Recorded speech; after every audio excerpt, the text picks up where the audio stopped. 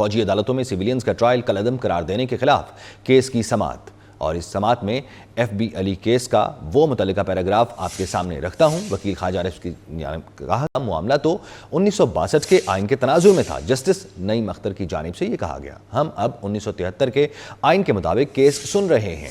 Military courts میں بنیادی حقوق سے متعلق سپریم کورٹ کا فیصلہ کچھ اور ہے، خواجہ حارث نے یہ کہا، اور ایف بی علی کیس میں جس پیراگراف کی بنیاد پر دلائل دیے جاتے رہے وہ بے اثر ہیں۔ خواجہ عارف نے یہ کہا، اس کا مطلب ہے کہ آپ بھی ایف بی علی کیس کو چیلنج کر رہے ہیں۔ جسٹس جمال مندوخیل کی جانب سے کہا گیا، نہیں، میں صرف بتا رہا ہوں کہ اس پیراگراف میں کوئی وجوہات درج نہیں ہے۔ خواجہ حارث نے جواب دیا، قوانین بنیادی حقوق کے تناظر میں کالعدم قرار نہیں دیے جا سکتے۔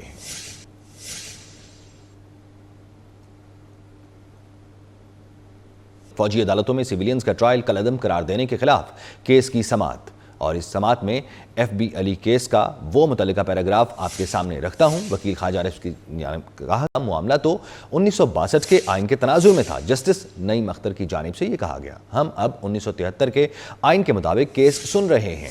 ملٹری کورٹس میں بنیادی حقوق سے متعلق سپریم کورٹ کا فیصلہ کچھ اور ہے، خواجہ حارث نے یہ کہا، اور ایف بی علی کیس میں جس پیراگراف کی بنیاد پر دلائل دیے جاتے رہے وہ بے اثر ہیں۔ خواجہ عارف نے یہ کہا، اس کا مطلب ہے کہ آپ بھی ایف بی علی کیس کو چیلنج کر رہے ہیں۔ جسٹس جمال مندوخیل کی جانب سے کہا گیا، نہیں، میں صرف بتا رہا ہوں کہ اس پیراگراف میں کوئی وجوہات درج نہیں ہے۔